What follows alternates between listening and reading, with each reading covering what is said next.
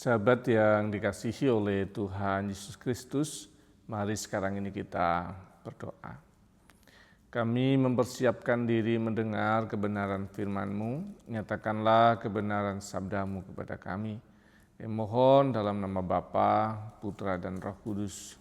Amin. Sabda Tuhan terambil dari Injil Matius 12 ayat yang ke-38 dan 39.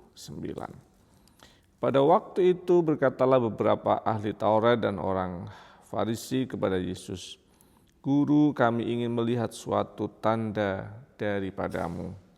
Tetapi jawabnya kepada mereka, "Angkatan yang jahat dan tidak setia ini menuntut suatu tanda, tetapi kepada mereka tidak akan diberikan tanda selain tanda Nabi Yunus."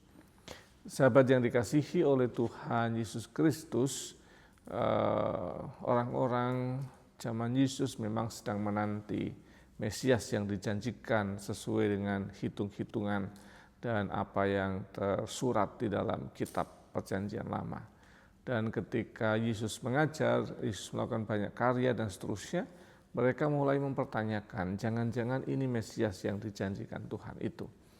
Dan mereka meminta bukti tanda dari Tuhan Yesus Kristus.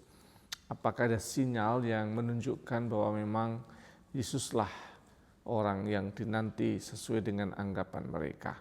Tetapi Tuhan Yesus merespon dengan cukup keras. Angkatan yang jahat ini itu tidak akan diberikan tanda. Tanda hanya ada di Nabi Yunus. Nah, sekarang kita cek gitu ya, Nabi Yunus. Di teks kita, kalau kita lanjutkan lagi disebutkan soal perjalanan hidupnya. Ketika dia mengalami situasi goncang karena perutusan yang tidak dijalankan, kemudian Yunus pergi ke tempat yang lain, ada badai, dia dibuang undi dan dibuang ke laut, dan di sana dia diterkam oleh binatang laut besar, dan kemudian ada di sana 3 hari 3 malam. Dan kemudian di hari yang berikutnya lagi, setelah 3 hari 3 malam itu dimuntahkan ke daratan, dan itu sebagai tanda tentang Yesus Kristus. Nah, berkaitan dengan ini maka kita belajar bahwa Tuhan Yesus sudah menyatakan banyak sekali tanda, maka kita juga perlu melihat bagaimana tanda-tanda itu sudah diberikan pada Tuhan untuk kita apapun. Hanya saja peka atau tidak peka, peduli atau tidak peduli. Maka itu yang lebih penting. Dengan ketenangan batin, dengan olah rasa, kita akan boleh menemukan tanda-tanda yang sebenarnya Tuhan kerjakan sepanjang kehidupan kita.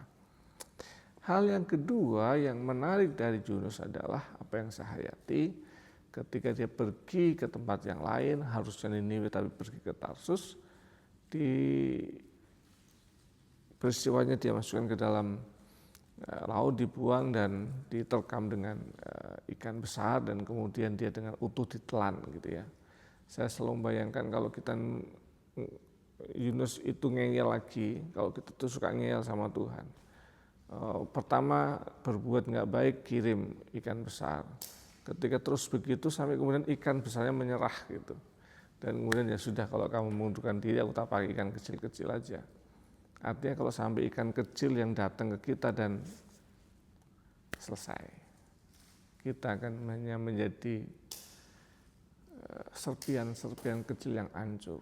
Maka peringatan dan tanda tentang Kristus melalui perjalanan hidup dan pelayanan Nabi Yunus sangat menolong kita. Semoga kita belajar. Amin. Mari kita berdoa. Bapa kami yang di surga, dikuduskanlah namamu, datanglah kerajaanmu, jadilah kehendak-Mu di bumi seperti surga.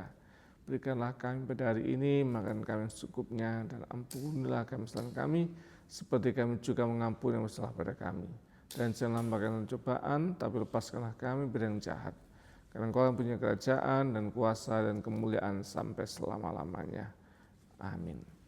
Kemurahan, kasih, dan pertolongan Tuhan ada pada setiap sahabat.